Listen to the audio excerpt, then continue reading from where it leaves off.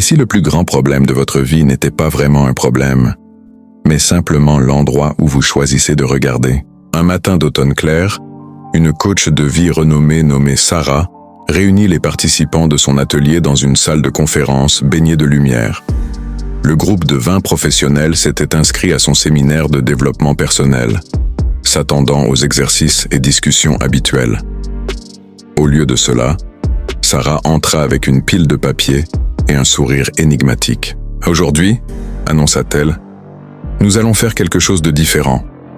Je vais donner à chacun d'entre vous une feuille de papier, mais je vous demande de la garder face cachée jusqu'à ce que tout le monde en ait une. » Les participants échangèrent des regards curieux, tandis que Sarah se déplaçait dans la salle, plaçant une feuille devant chaque personne. Un mélange d'anticipation et de nervosité emplissait l'air. Quel genre d'exercice était-ce? Une fois que tout le monde eut reçu son papier, Sarah retourna à l'avant de la salle. « Maintenant, veuillez retourner vos feuilles. » Les participants retournèrent leurs papiers et semblèrent immédiatement confus.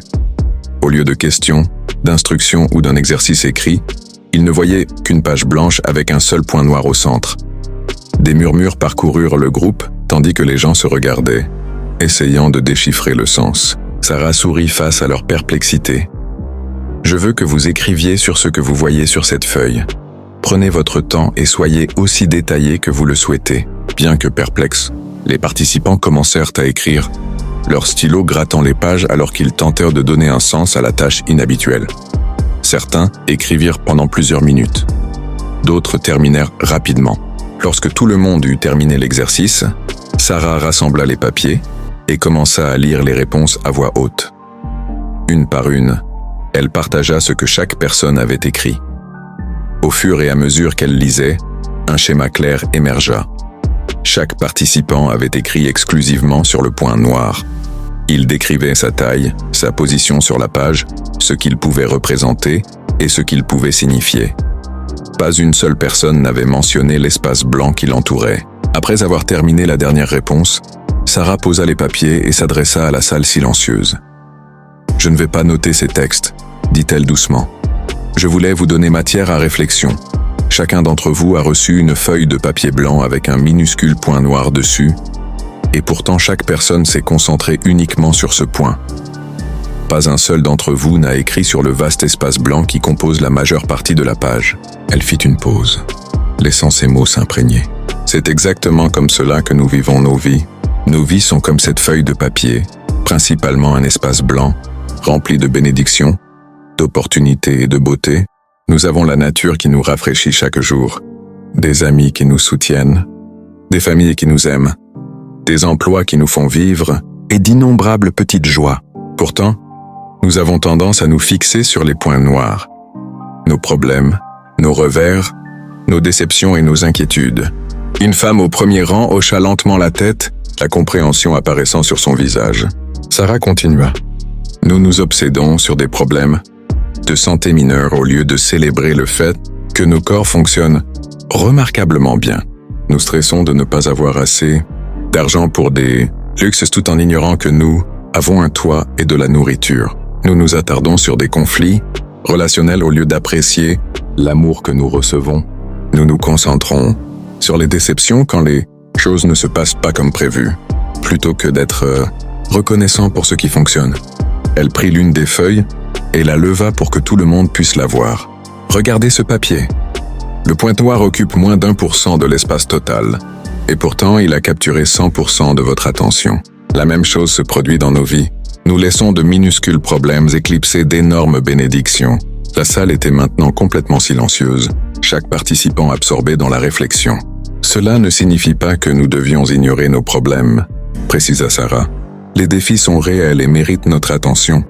Mais ils ne devraient pas éclipser tout ce qui est bon dans nos vies. Nous avons besoin d'équilibre. Nous devons reconnaître les difficultés tout en reconnaissant et en célébrant l'abondant espace blanc. » Elle posa le papier et s'appuya contre son bureau. « Ounian, il est remarquable de constater à quelle fréquence nous n'apprécions ce que nous avons qu'après avoir rencontré quelqu'un qui en est privé. Nous voyons une personne sans abri et ressentons soudain de la gratitude pour notre maison. Nous rencontrons quelqu'un qui a perdu la vue et réalisons combien notre vision est précieuse.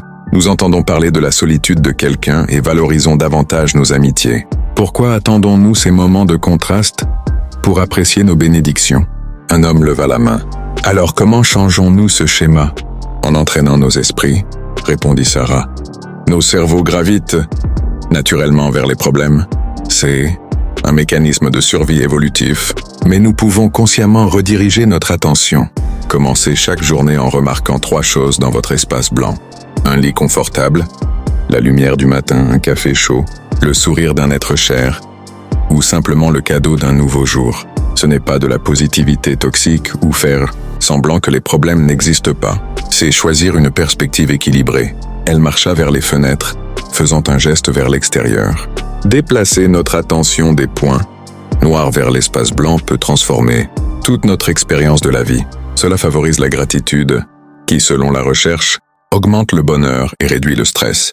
Cela construit la résilience, rendant les défis plus faciles à gérer. Cela crée une vision positive qui mène à des relations plus épanouissantes et à une plus grande satisfaction dans la vie. Sarah se retourna pour faire face au groupe. Les points sombres dans nos vies sont réels. Mais ils sont en fait assez petits comparés à tout le reste. Pourtant, nous les laissons dominer nos pensées et nos émotions. Nous leur donnons un pouvoir qu'ils ne méritent pas.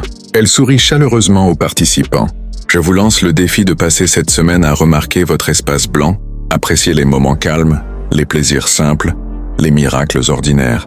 Chérissez une promenade paisible, une bonne conversation, un magnifique coucher de soleil ou le confort de votre fauteuil préféré. Ce ne sont pas des choses insignifiantes. Elles sont la substance d'une vie bien vécue.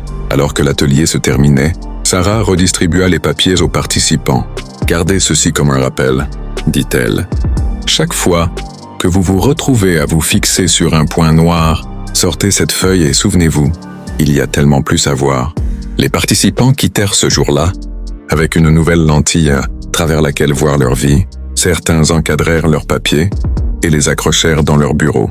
D'autres les gardèrent dans leur portefeuille ou leurs agendas. Mais tous commencèrent à remarquer ce qu'ils avaient négligé, le vaste et bel espace blanc qui avait toujours été là. La leçon était simple mais profonde. Les points noirs de la vie existeront toujours, mais ils n'ont pas besoin de définir notre histoire. L'espace blanc, riche de bénédictions, de beauté et de possibilités, attend notre attention. Nous devons simplement déplacer notre regard.